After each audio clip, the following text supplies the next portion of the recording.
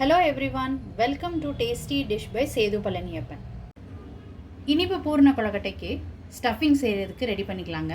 First ஒரு பேனில் 1 cup நிலக்கடலையை வறுத்து எடுத்துக்கிறேன்.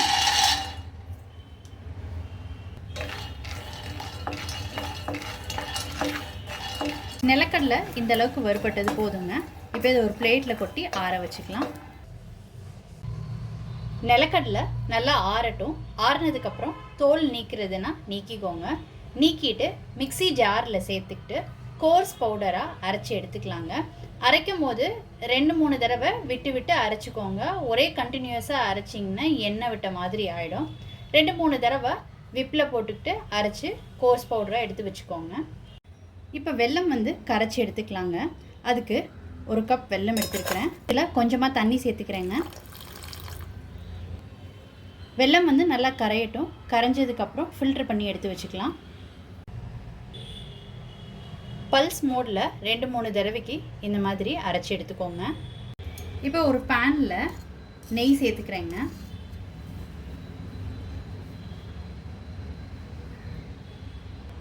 இந்த நெய்யில் தேங்காவை போட்டு வதக்கிக்கலாங்க. 1 நிமிஷத்துக்கு வதக்கினா போதுங்க. அடுப்பு தீ கம்மியாக வச்சுக்கோங்க.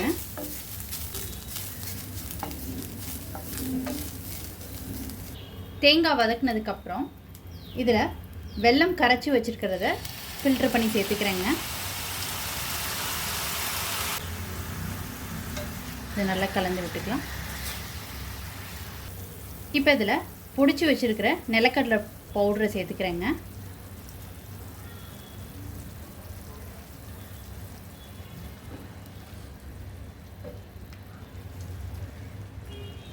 இதை நல்லா கலந்து விட்டுக்கோங்க.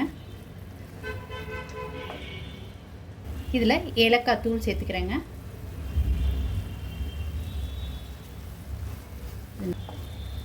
இப்போ உள்ளே வைக்கிற ஸ்டஃபிங் ரெடி ஆகிடுச்சிங்க. இப்போ இதை வேறு பிளேட்டுக்கு மாற்றிக்கலாம். ஸ்டஃபிங் கொஞ்சம் நேரம் ஆறட்டுங்க. ஆறுனதுக்கப்புறம் உருண்டைகளாக பிடிச்சிக்கலாம். அடுத்து கொழுக்கட்டைக்கான மேல் மாவு ரெடி பண்ணிக்கலாங்க. இதுக்கு 1 கப் இடியாப்ப மாவு தான் நான் எடுத்துருக்குறேங்க. வறுத்த இடியாப்ப மாவு இது.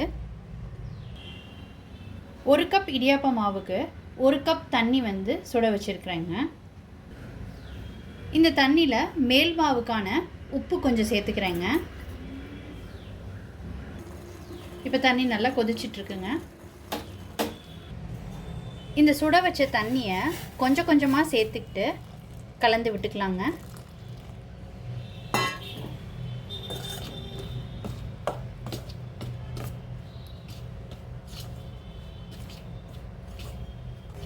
நீங்கள் கடையில் வாங்கின பச்சரிசி மாவு வச்சுருந்தீங்கன்னா வறுத்துட்டு யூஸ் பண்ணிக்கோங்க. அதே மாதிரி தண்ணியும் ஒரு மாவுக்கும் தண்ணி வேறுபடுங்க. அதனால் பார்த்துக்கிட்டு நிதானமாக கொஞ்சம் கொஞ்சமாக சேர்த்து கலரி விட்டுக்கோங்க.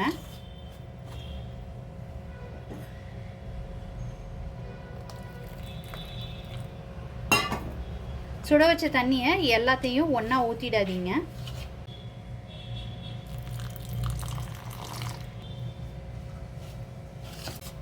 இந்த அளவுக்கு தண்ணி விட்டு பிசைஞ்சிக்கிட்டாச்சுங்க. இப்போ கை போட்டு பிசைய முடியாது. அப்படியே ஒரு 5 மினிட்ஸ் விட்டுடுங்க. அதுக்கப்புறமாட்டி கை போட்டு நல்லா ஒன்று சேர பிசைஞ்சு எடுத்துக்கலாம். 5 மினிட்ஸ் கழித்து நல்லா ஆறுனதுக்கப்புறம் இதை மாதிரி ஒன்று சேர்த்து பிணைஞ்சிக்கோங்க. ஃபைனலாக இதில் கொஞ்சமாக நெய் சேர்த்துட்டு பிணைஞ்சிக்கலாங்க. இப்போ இதை சின்ன சின்ன உருண்டைகளாக உருட்டிக்கலாங்க.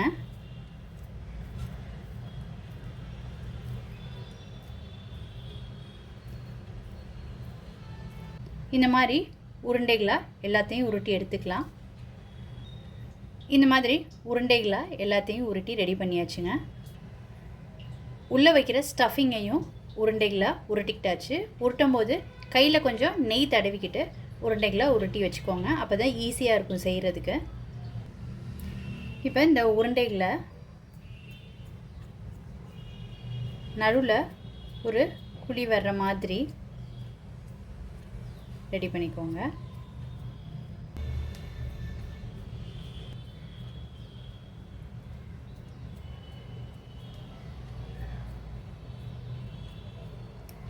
இப்போ இதில் இந்த ஸ்டஃபிங்கை உள்ளே வச்சுக்கலாங்க.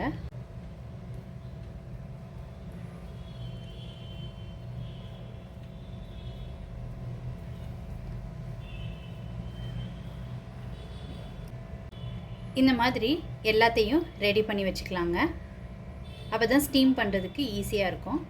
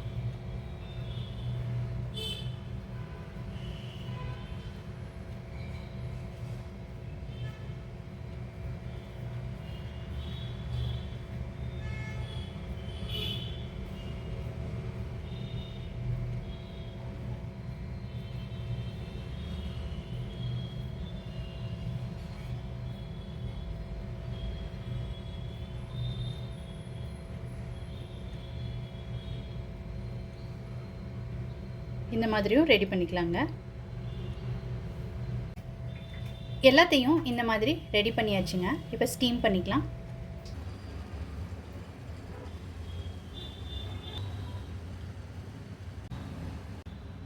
கொழுக்கட்டை சூப்பராக வெந்துருச்சுங்க. இப்போ எடுத்துடலாம். நிலக்கடலை ஸ்டஃப் பண்ணி செஞ்ச இனிப்பு பூரண கொழுக்கட்டை வந்து ரொம்ப சூப்பராக ரெடி ஆகிடுச்சுங்க. நீங்களும் இந்த ரெசிபி கண்டிப்பாக ட்ரை பண்ணி பாருங்கள். இந்த விநாயகர் சதுர்த்திக்கு நீங்கள் ட்ரை பண்ணிவிட்டு உங்களோட கமெண்ட்ஸை சொல்லுங்கள். உங்களுக்கு இந்த ரெசிபி பிடிச்சிருந்துச்சுன்னா லைக் அண்ட் ஷேர் பண்ணுங்கள். உங்கள் ஃபேமிலி அண்ட் ஃப்ரெண்ட்ஸ்க்கு டேஸ்டி டிஷ் போய் சேது பழனியப்பன் சேனலை சப்ஸ்கிரைப் பண்ணுங்கள். நோட்டிஃபிகேஷன் பெல்லை கிளிக் பண்ணுங்கள் for more videos. Thanks for வாட்சிங்.